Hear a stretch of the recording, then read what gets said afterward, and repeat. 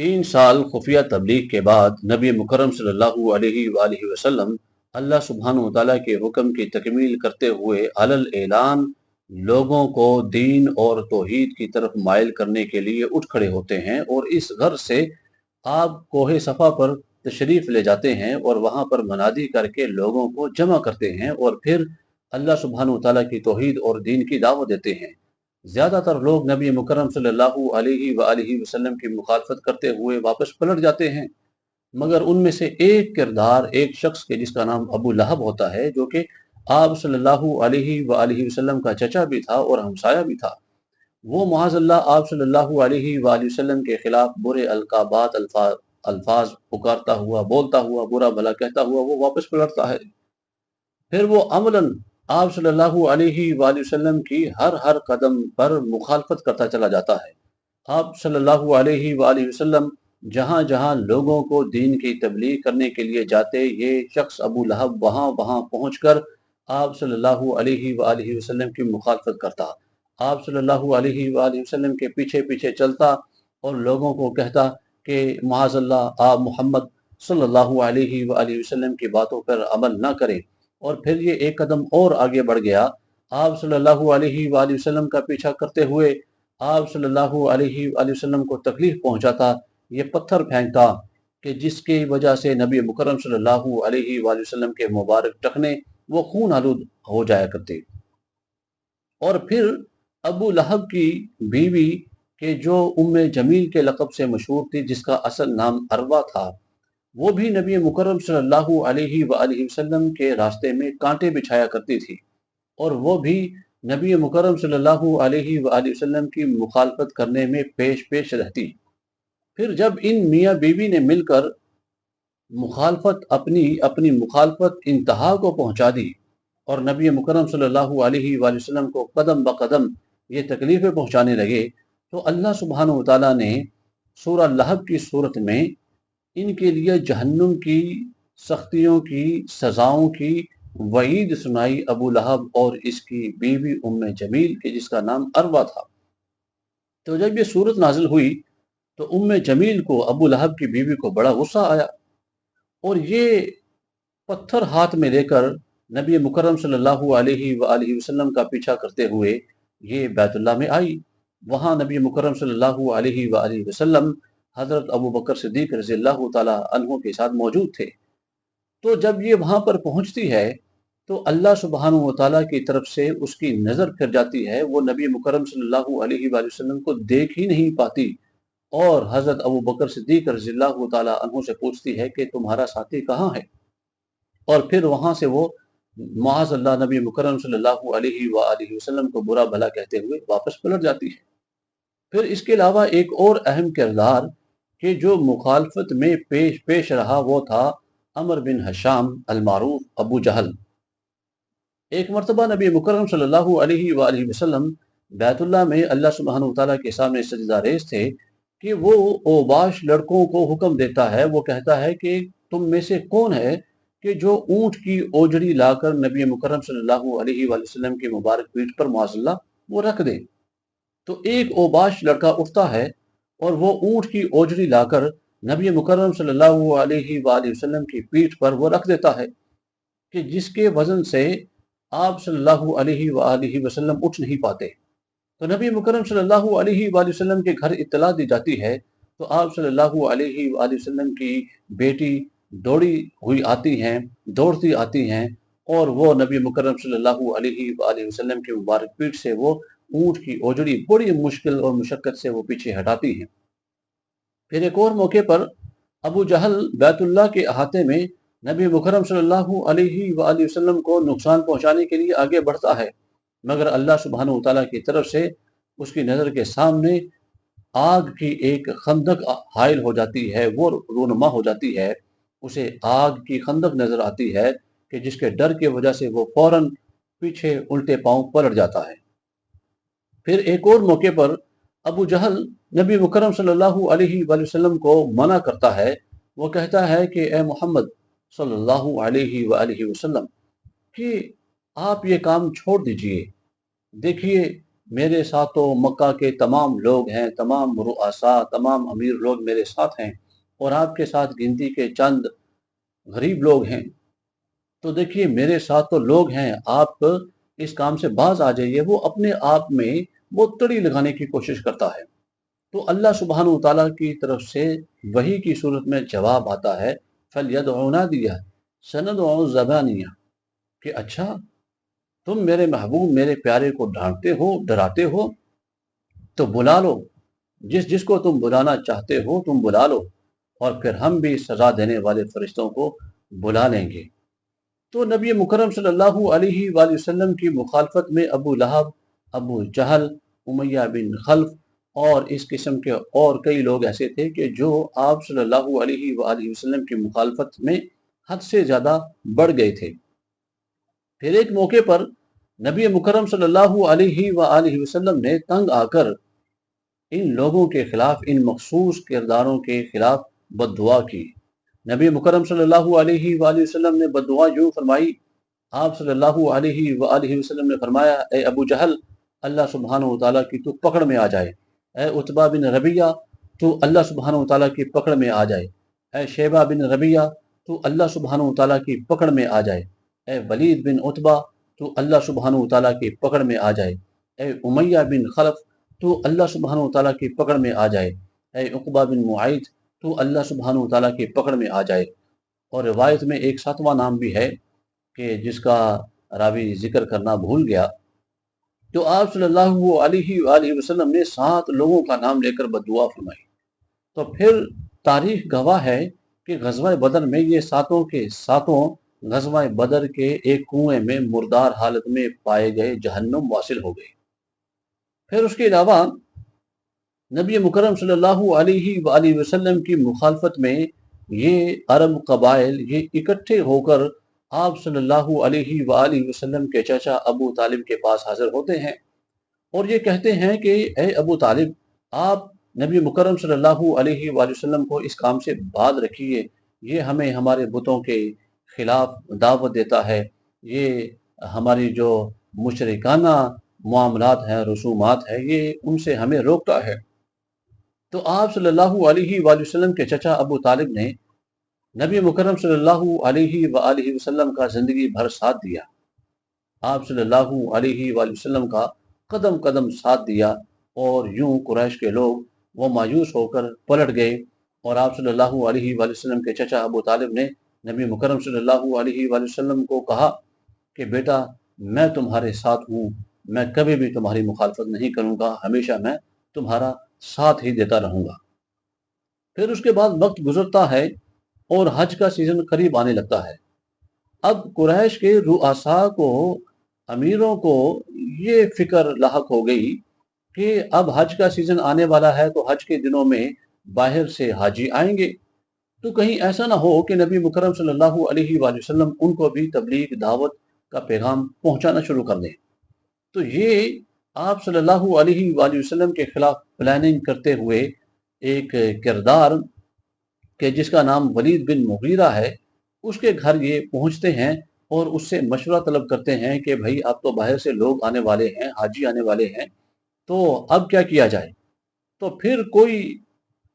اپنی طرف سے عجیب و غریب کوئی فلاں مشورہ دیتا ہے، تو کوئی فلاں مشورہ دیتا ہے، کوئی کہتا ہے کہ ہم حاجیوں میں یہ بات مشہور کر دیں گے کہ یہ تو معاذ اللہ شاعر ہے، کوئی کہتا ہے کہ ہم تو حاجیوں میں یہ بات مشہور کر دیں گے یہ تو معاذ اللہ کوئی مجنون شخص ہے۔ تو پھر یہ بحث چل ہی رہی تھی، تو ولید بن مغیرہ بڑی ہی شش و پنج میں مبتلا ہو کر عجیب قسم کی تیوریاں چڑھا کر غصے تکبر کسی حالت میں وہ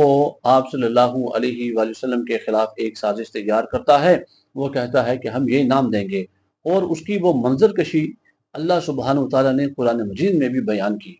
فرمایا بسم اللہ الرحمن الرحیم، انہو فکر وقدر فقتل کیف قدر ثم نظر ثم عبس وبصر ثم ادبر واستکبر فقال ان هذا الا سحر یؤثر، کہ وہ عجیب قسم کی تیوریاں چڑھا کر، اپنا منہ عجیب قسم کا بسور کر، اور غصے اور تکبر کے عالم میں بڑے شش و پنج میں مبتلا ہونے کے بعد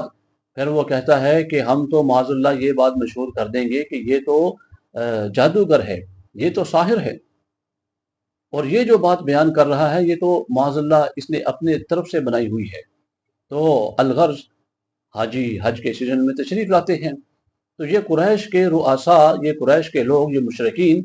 ہر حاجی کے پاس جا جا کر آپ صلی اللہ علیہ وآلہ وسلم کے متعلق یہ غلط بیانی کرتے ہیں اور کہتے ہیں کہ معاذ اللہ آپ تو ساحر ہیں، آپ تو جادوگر ہیں۔ مگر اس کا ایک فائدہ یہ ہوا کہ لوگوں کو، آس پاس کے لوگوں کو، باہر سے آنے والے حاجیوں کو کم و بیش یہ تو علم ہو گیا کہ ایک شخص ہے کہ جو توحید کی بات کر رہا ہے، جو رسالت کی بات کر رہا ہے، جو مخصوص دین کی بات کر رہا ہے، تو لوگوں کو کم و بیش علم تو ہو گیا آپ صلی اللہ علیہ وآلہ وسلم کے متعلق، آپ صلی اللہ علیہ وآلہ وسلم کی تعلیمات کے متعلق۔ پھر اس کے علاوہ ان لوگوں نے مختلف ہیل و بہانوں سے، یہ مکہ المکرمہ کے مشرکین نے مختلف بہانوں سے اسلام لانے والوں کا مذاق اڑانا شروع کر دیا، مختلف طریقوں سے مخالفت کرنا شروع کر دی۔ مخالفت کا سب سے پہلا طریقہ یہ اپنایا کہ یہ ان کا مذاق اڑانے لگے۔ ان الذین اجرموا کانوا من الذین آمنوا یضحکون، کہ وہ لوگ کہ جو ایمان لے کر آئے تھے ان کا مختلف طریقوں سے یہ مذاق اڑاتے، ٹھٹھا کرتے۔ پھر اس کے ساتھ ساتھ یہ پروپیگنڈا کرنے لگے، یہ کہنے لگے کہ یہ تو اللہ سبحانہ وتعالیٰ کی طرف سے معاذ اللہ وحی نہیں ہے، یہ تو اساطیر الاولین ہے، یہ تو پہلوں کسی کہانیاں ہے۔ ان ھذا الا قول البشر، کہ یہ تو اس شخص کا اپنی طرف سے معاذ اللہ گھڑا ہوا قول ہے، یہ تو قرآنی وحی نہیں ہے۔ پھر اس کے علاوہ یہ تان زنی کرنے لگ گئے، آپ صلی اللہ علیہ وآلہ وسلم اور اسلام دین کے خلاف یہ جھوٹ بولنے لگ گئے۔ پھر یہ ایک قدم اور آگے بڑھے اور یہ سودے بازی پر اتر آئے اور اسلام لانے والوں کو لالچ دینے لگے مختلف قسم کے۔ اور اسی ہی صورتحال میں یہ نبی مکرم صلی اللہ علیہ وآلہ وسلم کے پاس تشریف لاتے ہیں اور کہتے ہیں کہ اے محمد صلی اللہ علیہ وآلہ وسلم، آپ یہ کام چھوڑ دیجئے، اس کے بدلے میں آپ مانگیے، کیا مانگتے ہیں؟ آپ جو کچھ مانگیں گے، دولت مانگیں گے، کچھ بھی مانگیں گے، ہم آپ کو وہ دینے کے لیے تیار ہیں۔ مگر نبی مکرم صلی اللہ علیہ وآلہ وسلم نے اللہ سبحانہ وتعالیٰ کی یہ آیت، یہ سورۃ تلاوت کی، قل یا ایھا الکافرون لا اعبد ما تعبدون، کہ دیکھو کہ تم تو کافر ہو اور میرا پیغام واضح ہے، توحید کا پیغام ہے، اور میں تمہارے دین پر نہیں چل سکتا، تمہارا دین تمہارے لیے، میرا دین میرے لیے، میں تمہاری باتوں میں، تمہارے لالچ میں آنے والا نہیں ہوں، میرا مقصد بہت ہی واضح ہے اور میرا مقصد بہت پاک اور صاف ہے، وہ اللہ سبحانہ وتعالیٰ کی تبلیغ کو عام کرنا ہے، توحید کو عام کرنا ہے۔ پھر ان کے جب مختلف ہتھ کنڈے ناکام ہو گئے تو یہ عملاً ظلم پر اتر آئے اور نبی مکرم صلی اللہ علیہ وآلہ وسلم کو تنگ کرنے لگے۔ پھر اس کے ساتھ ساتھ نبی مکرم صلی اللہ علیہ وآلہ وسلم کے صحابہ کو بھی تکالیف پہنچانے لگے۔ حضرت عثمان رضی اللہ تعالیٰ عنہ کے چچا انہیں چٹائی میں لپیٹ کر اور ان کے چہرے کی طرف دھواں چھوڑتے تھے کہ جن کی وجہ سے ان کو سانس میں تنگی ہوتی، اور کہتے کہ تم دین چھوڑ دو۔ حضرت بلال حبشی رضی اللہ تعالیٰ عنہ کا واقعہ کس کو یاد نہیں ہے کہ ان کا جو غلام تھا، وہ جو جن کے وہ غلام تھے، حضرت بلال جن کے غلام تھے، امیہ بن خلف، یہ اپنے غلام یعنی حضرت بلال کو یہ مختلف طریقوں سے تکالیف پہنچایا کرتا تھا۔ آپ صلی اللہ علیہ وآلہ وسلم کے دیگر ساتھیوں، دیگر صحابہ کو بھی مختلف لوگ وہ طرح طرح سے مشرکین تکالیف پہنچایا کرتے۔ تو یہ امیہ بن خلف جو تھا، یہ حضرت بلال کو تپتی ہوئی ریت پر لٹا دیتا اور سینے پر پتھر رکھ دیتا، مگر پھر بھی آپ کی زبان سے یہی جاری ہوتا، احد احد، میں یہ دین نہیں چھوڑ سکتا۔ پھر ایک کردار کہ جو امیہ بن خلف تھا، یہ نبی مکرم صلی اللہ علیہ وآلہ وسلم کے خلاف برے قسم کے الفاظ یہ اپنی زبان سے بولا کرتا تھا، برائیاں کیا کرتا تھا صحابہ کے متعلق اور آپ صلی اللہ علیہ وآلہ وسلم کے متعلق۔ پھر قرآن نے اس شخص کے خلاف وعید سنائی، وَيْلٌ لِكُلِّ ہُمَزَةٍ لُمَزَةٍ، کہ تباہی ہے، جہنم والا مقام ہے اس شخص کے لیے کہ جو نبی مکرم صلی اللہ علیہ وآلہ وسلم کے خلاف وہ بدگوئی کرتا ہے، برے الفاظ بولتا ہے، اور دین والوں کے خلاف وہ برائی کرتا ہے، ان کے خلاف وہ برے الفاظ ادا کرتا ہے۔ پھر ایک اور کردار اخنس ثقفی، اخنس بن شریق ثقفی، یہ بھی نبی مکرم صلی اللہ علیہ وآلہ وسلم کے خلاف برے الفاظ ادا کیا کرتا تھا۔ تو اس کے متعلق بھی اللہ سبحانہ وتعالیٰ نے قرآن مجید میں وعید نازل فرمائی، وَلَا تُطِعْ كُلَّ حَلَّافٍ مَّهِينٍ هَمَّازٍ مَّشَّاءٍ بِنَمِيمٍ مَّنَّاعٍ لِّلْخَيْرِ مُعْتَدٍ أَثِيمٍ عُتُلٍّ بَعْدَ ذَلِكَ زَنِيمٍ، کہ وہ ذلیل شخص کہ جو برائی کرتا ہے، برے الفاظ بولتا ہے، بدگوئیاں کرتا ہے، اور وہ لوگوں کو خیر کی بات سے یعنی کہ دین سے روکتا ہے، وہ تو خود بذات خود بہت ہی ذلیل اور رسوا شخص ہے۔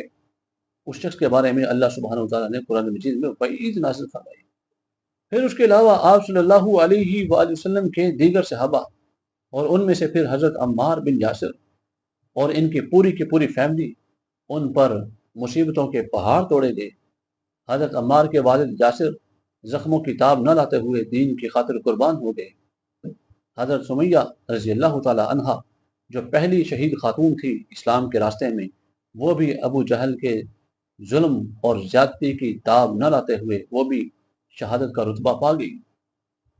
پھر حضرت مصعب بن عمیر رضی اللہ تعالی عنہ، جو کہ مکہ المکرمہ کے شہزادوں میں سے ایک شہزادے شمار ہوتے تھے، کہ جو عمدہ ترین خوشبو لگا کر نکلتے اور جس راستے سے گزر جاتے اور کافی دیر بعد بھی وہاں سے لوگ خوشبو سونگھ کر پتہ لگا دیتے کہ یہاں سے شہزادہ مصعب بن عمیر گزر کر گیا ہے۔ جب اسلام قبول کیا تو یہ سب آسائشیں ختم ہو گئی، مصیبتوں کے پہاڑ ٹوٹے، غربت آ گئی، اور پہننے کو مناسب کپڑے بھی میسر نہ رہے۔ اور پھر یہی حضرت مصعب بن عمیر رضی اللہ تعالی عنہ تھے کہ جب یہ مدینہ المنورہ میں غزوہ میں شہید ہوتے ہیں تو صحابہ کہتے ہیں کہ ان کو پہنانے کے لیے مناسب کفن بھی نہ تھا، کہ جب کفن چہرے پر دیتے تو پاؤں ننگے ہو جاتے، پاؤں پر دیتے تو چہرہ ننگا ہو جاتا، اور پھر جو جگہ بچ گئی چہرہ ڈھانپ کر جو پاؤں جو خالی بچ گئے تھے وہاں پر ہم نے پتے وغیرہ رکھ کر تو آپ رضی اللہ تعالی عنہ کو دفن کیا۔ تو یہ وہ معاملات تھے، یہ وہ سختیاں تھیں، یہ وہ مصیبتیں تھیں، یہ وہ ظلم کے پہاڑ تھے کہ جو مکہ المکرمہ کے قریشیوں نے، مشرکین نے آپ صلی اللہ علیہ وآلہ وسلم اور آپ کے صحابہ پر توڑنا شروع کر دیا، ڈھانا شروع کر دیے۔ تو آپ صلی اللہ علیہ وآلہ وسلم نے اس ساری صورتحال کو مد نظر رکھتے ہوئے مکہ سے ذرا ہٹ کر کوہ صفا پر حضرت ارقم رضی اللہ تعالی عنہ کے گھر کو مسکن بنایا، اور اسے اسلام کا پہلا مدرسہ قرار دیا جاتا ہے، دار ارقم جسے کہا جاتا ہے۔ وہاں پر نبی مکرم صلی اللہ علیہ وآلہ وسلم کے صحابہ جمع ہوتے اور وہ دین کا علم حاصل کر کے، وہ توحید کا علم حاصل کر کے اللہ سبحانہ وتعالیٰ کی وحی کو سن کر اپنے تمام دکھوں اور تکلیفوں کو بھلاتے اور توحید پر کاربند رہتے اور دین پر عمل کرتے ہوئے وہ آپ صلی اللہ علیہ وآلہ وسلم کے ساتھ ہمیشہ چلنے کا ارادہ کرتے، وعدہ کرتے، اور وہ دین پر ڈٹے رہتے۔